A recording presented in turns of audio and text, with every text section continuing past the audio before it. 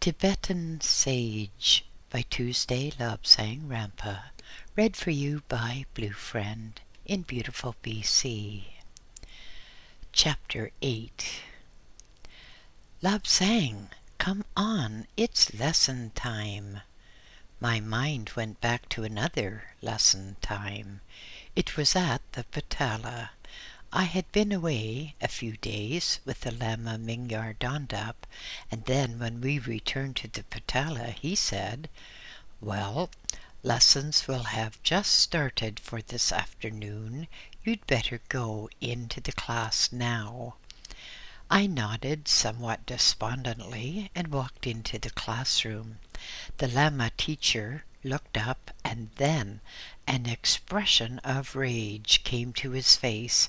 He pointed his finger at me and he shouted, "Out! Out! I won't have you in my class!" So there was nothing else for it. I turned around and walked out. Some of the other Chelas tittered a bit, and the Lama teacher descended upon them with his cane, flailing everywhere. I went out into what we would call our playground, and idly scuffed at the dirt. The Lama Mingyar Dondap turned a corner and saw me, and he came across to me and said, "I thought you had gone into class." "I did, sir," I replied, "but the teacher was in a rage with me, and he ordered me out and said that there would be no more room in his classes for me." "Oh, did he?" said my guide. "Come along, we will go and see what it's all about together." We walked side by side along the corridor. The corridor floor was quite slippery with melted butter, which had dripped from our butter oil lamps, and the melted butter had fallen to the floor and hardened with the cold, and the wretched place was sometimes like a skating rink. But we walked along together to the classroom, and we entered. The Lama teacher was in a furious rage, lashing out at boys at random.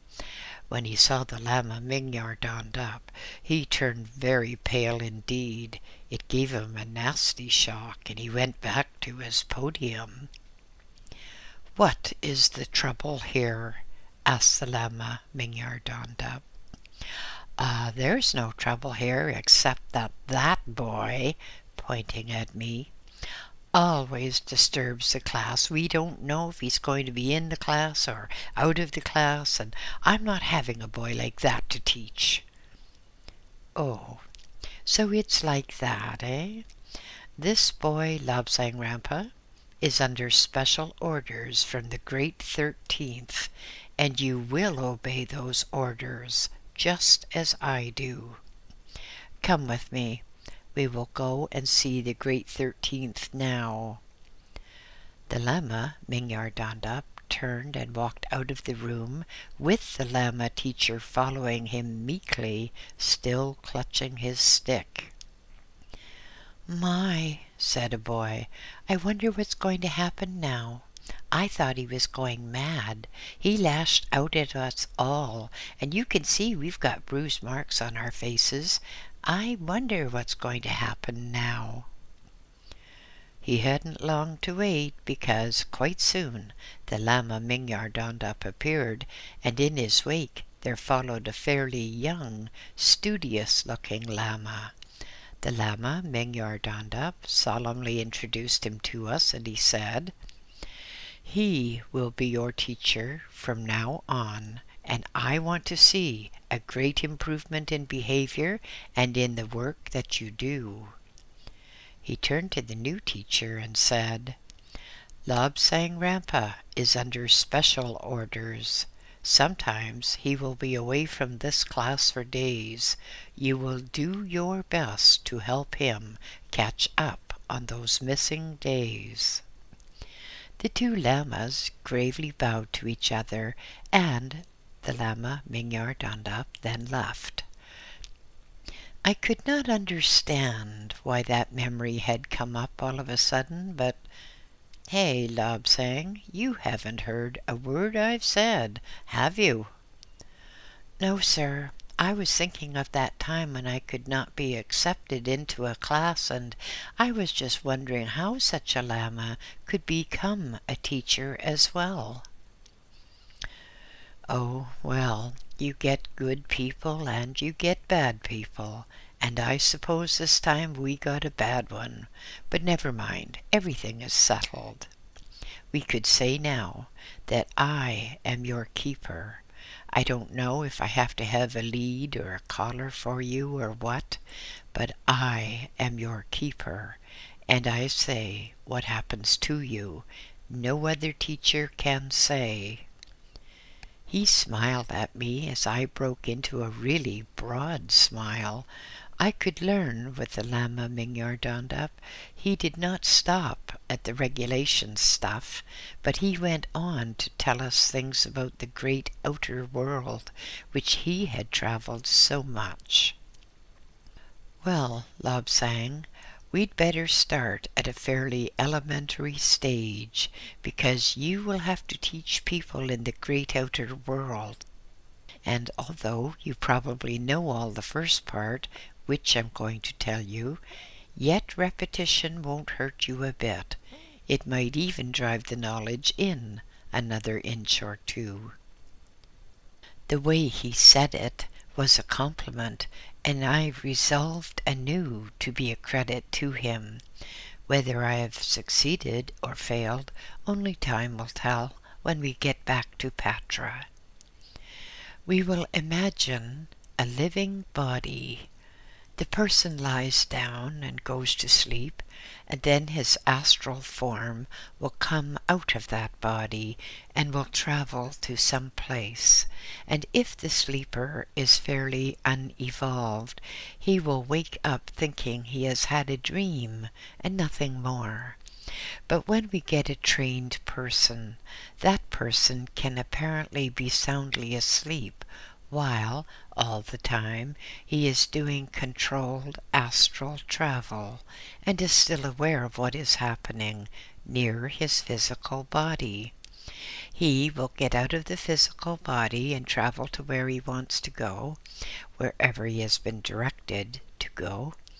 You can travel to anywhere on the world by astral travel, and if you train yourself, you can remember every single thing that happened when you return to your flesh body. When a person dies, it is because the astral person wants to get rid of the flesh body. Perhaps the flesh body is disabled and will not function properly, or perhaps the flesh body has learned everything that he needed to learn in that particular incarnation, because people come back to earth time after time until their lessons are learned. You and I are different because we are from beyond the astral. We are from Patra, with which we will deal with a little later. When the astral form is completely free from the physical body, and the silver cord is severed and the golden bowl be shattered, then the entity who was in that body is free to move about, free to do more or less as he wants to do. And then, after a time, he gets tired of us, running wild, and he consults a special branch of the government whose sole task it is to advise astral people as to what would be best for them. Should they stay in the astral and learn a bit more, or should they go back to the earth in different circumstances so that they can learn the hard way? You see, when people are in the over-self stage, oh, that's a long way from you just yet, Lobsang, then they cannot experience pain, and people learn more quickly by pain than they do by kindness. So perhaps it will be mapped out that this person shall go back to earth with an urge to murder. He will be born to parents who are most likely to give him the opportunity of murdering someone. Now his task is to fight against his inbuilt desire to murder, and if he gets through life without killing another person, then that life will have been a complete success. He's learning to control himself, and in that case he will be able to have a rest in the astral. And then, once again, he will approach the committee of advisors to see what next they need him to do. He may be given an inclination to be a great missionary teaching the wrong things. Well, again, he is born to parents who can give him the opportunity of being a missionary. And then it all depends upon how satisfactory he is in that work. And if he realizes that he is teaching the wrong things, then he might make a change and gather much benefit from it. He might, for instance, realize that there can't be a virgin birth unless the offspring be female. Under certain circumstances, women can produce children without the no doubt pleasurable aid of a man, but on every occasion the child so born will be a female. If she grows up and marries and has a child, then the child may be female or may be a weak, sickly male. You never get a dominant person born without the aid of a man. In the astral, people can see their mistakes and perhaps do something to overcome the bad they've done to other people. Did you know, Lobsang, that every person on earth has had to live through the whole of the zodiac and all the quadrants of the zodiac as well, because the astrological makeup of a person has a very great bearing on how he progresses and his station in life.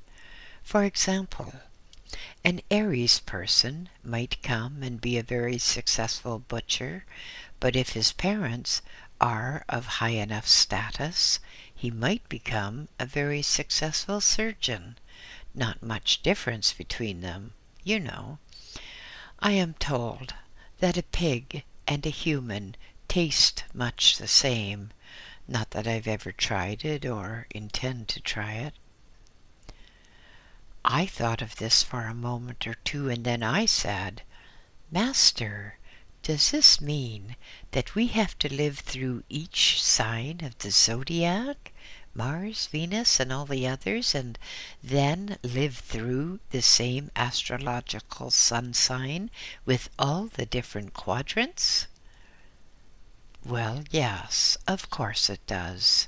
The difference that is made by each quadrant is almost unbelievable, because if we get a strong sun sign, then the first part of the quadrant will contain not only the sun sign, but also strong indications from the sign before.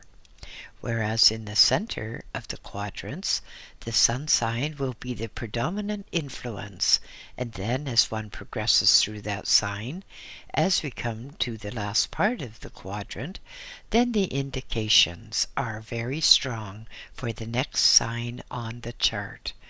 I am telling you all this because you may have to explain things like it to people in the future, so every person lives through every part of the zodiac, not necessarily in the same order, but in that order which enables them to profit the most from the things that have to be learned.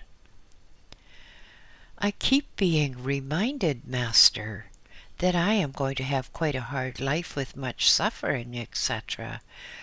Well, why does there have to be so much suffering? The Lama Mingyar Dandap looked down at his feet for a moment or two and then said, You have a very great task to do, a noble task, and you will find that people who are not themselves noble will try to prevent you from having any success, and they will stoop to any sort of trick to prevent you from achieving success. You see, people get jealous. People make something, write something, draw something, which is acknowledged to be far better than a book or drawing, which was the undisputed leader before your effort. Now, I know I sound all mixed up on that, but that's just how it is. You will have to count on a terrific amount of jealousy, and, you poor soul, you'll have a lot of trouble caused by women, not through your sexual activities with them, but someone's wife will show friendship to you, and her husband, not understanding, will be insanely jealous. And then other women will be jealous because they smiled at you and you didn't smile back. Oh, love saying, beware of women. I have all my life, and I feel the better for it. I sat in black, gloomy silence, thinking over my terrible fate, and the Lama said, "Cheer up. I know that you know nothing at all about women, but soon you will have an opportunity to examine their bodies inside and out, because when you leave here to go to Chungking in a few years, you will see dead bodies, male and female, in the dissecting rooms. At first you will find that your stomach will heave quite a bit, but no matter. A day or two, and you will be quite used to it, and from the record of probabilities, you are going to be a very good doctor indeed. You can be a good surgeon because, well, I must say, you are a bit ruthless, and one has to be ruthless to be a good surgeon. So, when we get out of this cell or cage or cave, call it what you will soon go to another where you will have a bit of practice with surgical instruments and where you can learn things through the universal language. And, of course, I stand ready to help you in any way possible." "Master, you have mentioned Patra several times within the last few days, but I have never heard of the word before, and I'm sure that not too many people in the Potala or Shakpori make much use of the word." "Well, there's no point in mentioning a thing which is far, far beyond the average person's attainment. Patra is the heavenly field of the heavenly fields. All people, when they leave the earth, go to the astral world. It actually is a world as you should have seen through your astral travels. It is a world just like this earth in many ways, but there are many more pleasant facets to it. You can mix with people, you can read, you can talk, and you can go to meetings and hear how others are getting on. Why did this person fail, and why did that person succeed? But from the astral, people return to Earth or to some other planet in order to carry out another and more successful life. But there is a rare planet called Patra. It is the heaven of heavens. Only the very best souls go there. Only those who have done the most good. For example, Leonardo da Vinci is there, working on projects which will help other Earths. Socrates is there. Aristotle and many of that type are there. You won't find any fakes there. That excludes one quite definitely. And it is already planned that you are going to Patra at the end of this life. You are going there because for several lives you have had hardship after hardship, and you have successfully surmounted them. And the task you're doing now, well, anyone else would say it was an impossible task. But you will succeed, and you will stay on Patra for quite a time. There is no friction there, no fights, no starvation or cruelty. Will cats be permitted on Patra, Master? Oh, my goodness, yes, of course they will.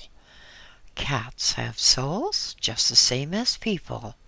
There are a lot of ignoramuses who think that this thing on 4 legs is just a dumb animal, almost without feeling, and certainly without intelligence, and definitely without a soul. That is not true. Cats have souls. Cats can progress. They can progress through the world of the astral and read about Patra. In Patra, they can be with the people they loved on Earth, or perhaps on some other planet. Oh yes, Labsang, you must make it quite clear to people that cats are people. They are individuals. They are highly evolved little people who have been put on Earth for a special purpose. So you should treat cats with great respect, as I know you do. Let's take a walk around, because my legs are getting stiff and I think I'm ready for a bit of a walk to try and loosen them up. So come on, stir those lazy legs of yours, and we will walk around and see some other things that you haven't seen before. Master, I called out to the Lama Mingyar Dandap, who was quite a way ahead of me now. He stopped to permit me to catch up with him, and then I went on. Master, you know this place well. You know it very well, and I thought it was a discovery. You've been teasing me, Master. He laughed and said, No, I haven't been teasing you, Lobsang. And the particular entrance we came in, well, that was a surprise. I certainly did not expect an entrance there, because there's nothing about it on the maps. And I am rather wondering why there should have been an entrance there. You agree with me that there is no sign of a rock deformation? I suppose it must have been because that old hermit was in charge of various supplies here, and he liked to have this entrance so close to his hermitage. But no, I wasn't teasing you. We shall have to find out how to get out tomorrow, because now my legs have healed so well, I can manage to climb down the mountain. I replied, Well, you won't look very pretty climbing down the mountain with your robes in such tatters.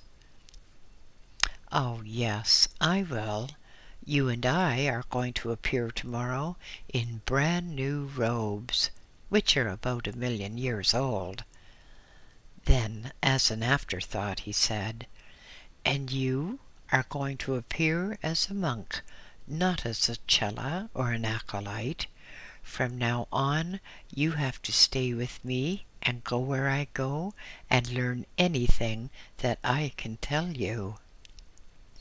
He turned away, walked just a few steps, bowed to a door, and placed his hands in a certain position. Slowly I saw a section of the wall slide aside in utter silence, no grating of rock upon rock. Utter silence, such silence as to make the whole thing uncanny. The Lama gave me a little push between the shoulder blades and said, Come on, this is some stuff you have to see. This is Patra.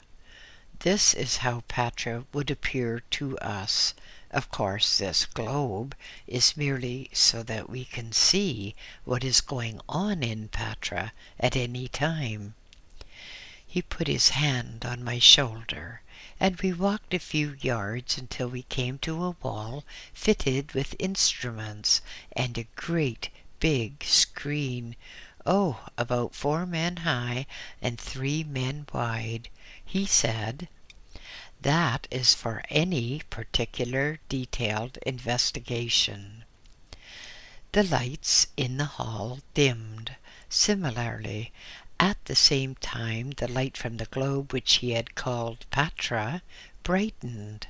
It was a sort of, pinkish gold color, and it gave one a wonderful feeling of warmness and the sensation that one was truly welcome.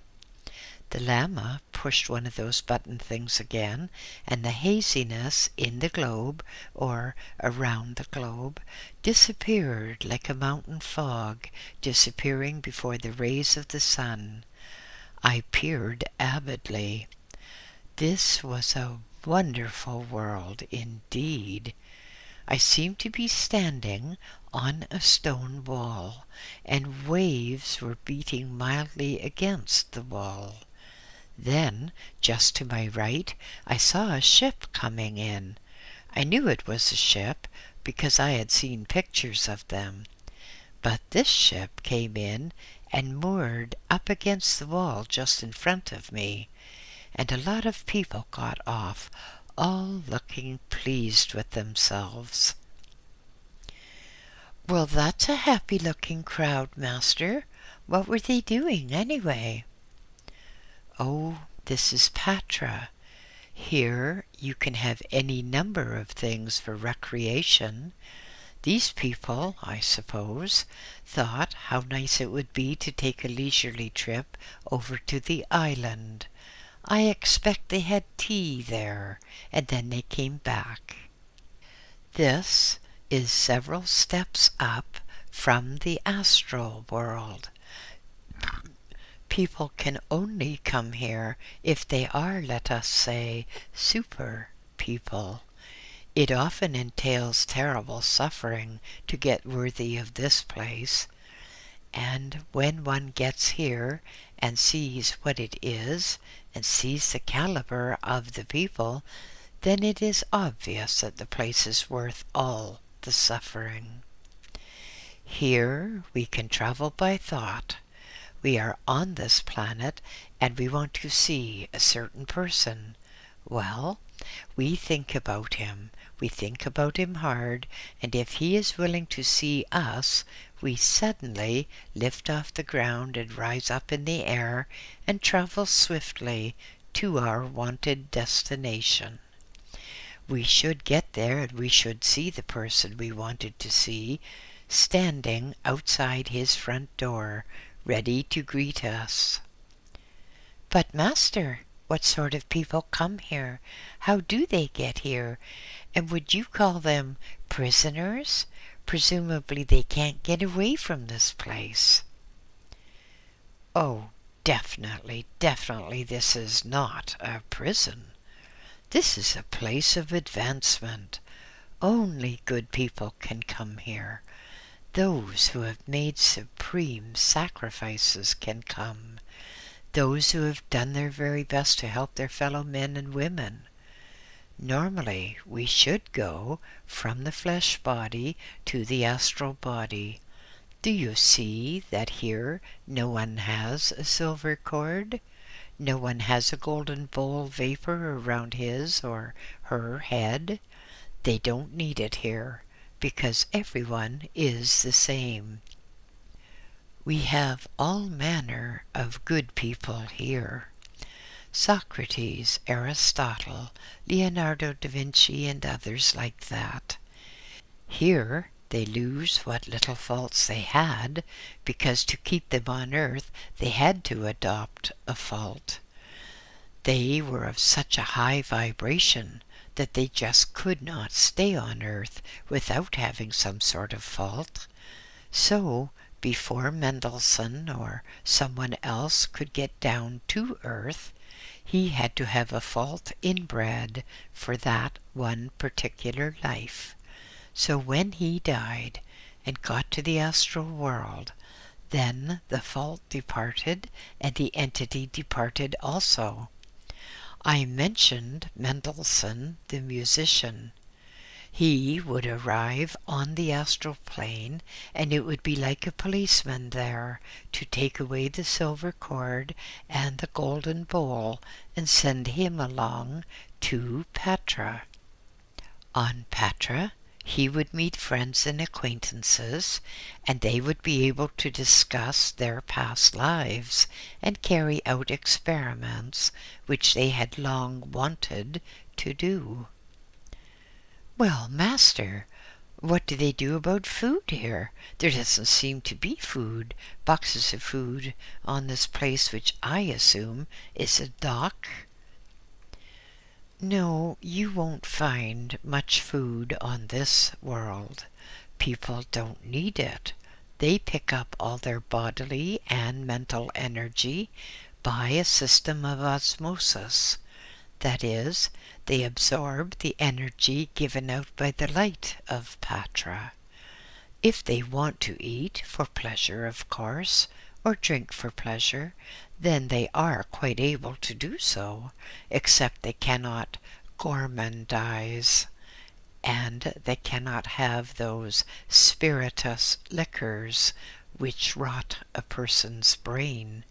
Such drinks are very, very bad, you know, and they can hold up a person's development for several lives. Now, let's take a fleeting glance through the place. There is no time here, so it is useless for you to ask a person how long he has lived here, because he will just look at you blankly and think you are someone not at all aware of the conditions. People never get used to Patra. They never get tired of it. There is always something fresh to do, fresh people to meet, but you cannot meet an enemy. Let us get up in the air and look down on this little fishing village. But I thought you said people did not need to eat, Master, so why should they want a fishing village? Well, they are not catching fish in the ordinary meaning of the word. They're catching fish to see how they can be improved to give them better senses. On Earth, you know, the fish are really stupid, and they deserve to get caught.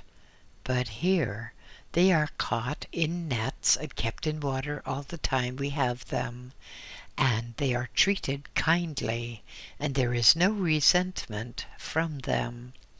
They realize that we are trying to do good for the whole species. Similarly, with animals, none of them are afraid of mankind on this world. They are friends instead. But let's just take a darting visit to various places, because soon we must be leaving here and going back to the Patala. Suddenly, I felt myself rising up into the air, and my sight seemed to be going. I suddenly got a splitting headache, and to tell the honest truth about it, I thought I was dying. The Lama Mingyar Dondap grabbed me and put his hands over my eyes. He said, "I am so sorry, Lobsang. I forgot you had not been treated for fourth dimension sight. We shall have to go down on the surface again for about half an hour."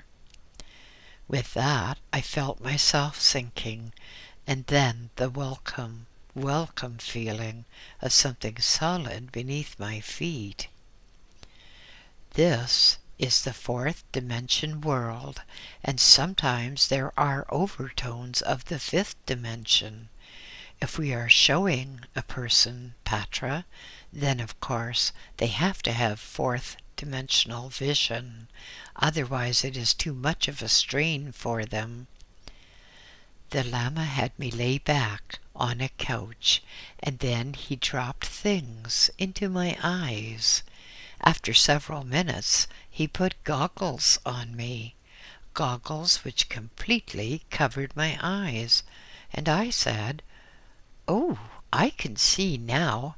This is wonderful." Before, things had been beautiful, extraordinarily beautiful, but now that I could see in the fourth dimension, the sights were so glorious that they just cannot be described in three-dimensional words. But I nearly wore my eyes out looking about, and then we rose up in the air again, and I just had not seen such beauty before. The men were of surpassing handsomeness, but the women, well, they were so beautiful that I felt somewhat strange stirrings inside, and of course women and I were strangers, because my mother had been a very strict mother indeed, and my sister, well, I had hardly seen her. We were kept rigidly apart because it had been ordained before my birth that I should enter the lamasery. But the beauty, the absolute beauty, and the tranquility, it really defies description in a three-dimensional language. It's like trying to describe something on earth by a man born blind. How is he going to describe colors? He's born blind, so what does he know about colors? What is there to describe? He can say something about the shape and the weight, but the real beauty of the thing is absolutely beyond his comprehension. I am like that now. I have been treated to be able to see in the third dimension, the fourth dimension, and the fifth, so that when the time comes for me to leave this earth, I will go straight to Patra. So these people who say they have a course of instruction, and it is run by Dr. Rampa by Ouija board, well, they are just crackpots. I tell you again, when I leave this world, I shall be completely beyond your reach. I shall be so far away from you that you cannot even comprehend it. It is quite impossible for me to describe Patra to you. It is like trying to tell a person who is born blind what a picture exhibition is like. You would get nowhere. But there are other things than pictures. Certain of the great people of old are here in this world of Patra, and they were working to try to help other worlds, two-dimensional worlds and three-dimensional worlds. Many of the so-called inventions on Earth are not inventions of the claimant. He or she just picked up the idea from something he or she saw in the astral world, and he came back to Earth with the memory of something that had to be invented. He got the broad ideas of how to do it, and, well, he constructed whatever it was that had to be constructed, and then he got it patented in his own name. The Lama Mingyar Dondap seemed to be extraordinarily well known on Patra. He could go anywhere and meet anyone, and he introduced me as an old friend that the others remembered. But I had forgotten because of the cloying clay of earth. They laughed with me and said, "Never mind, you will soon be coming over to us, and then you will remember everything." The Lama Mingyar Dondap was talking to a scientist, and he was saying, "Of course, the big trouble we have now is that people of different races have different outlooks. For instance, On some worlds, women are treated as the equal of men, but on other worlds, women are treated as common utensils or slaves, and when they get to a country which gives full freedom to women, they are unnerved and absolutely lost. We are working to try to find a way whereby all men and women of all countries will have a common viewpoint. They get a little way towards that in the astral world, but of course no one can come to Patra unless he realizes to the full the rights of everyone. He looked at me and smiled, and then he said, "I see you already recognize the rights of friend cat." I replied, "Yes, sir, I love them. I think they are the most wonderful animals anywhere." "You've got a marvelous reputation with animals, you know, and when you come back to us on Patra, a whole horde of cats are going to be there to meet you. You will have a living fur coat." He smiled because this big brown and white cat was climbing up my front to sit on my shoulder, and resting his left paw on my head so as to steady himself, just as a human would. The Lama Mingyar Dandap said, "Well, Bob, we've got to say goodbye to you for the time being, but Lobsang will soon be returning home, and then you will have ample opportunity to sit on his shoulder." Bob, the cat, nodded solemnly and jumped off onto the table, and then he rubbed against me and purred and purred and purred. The Lama Mingyar Dandap said, "Let's move to the other side of Patra.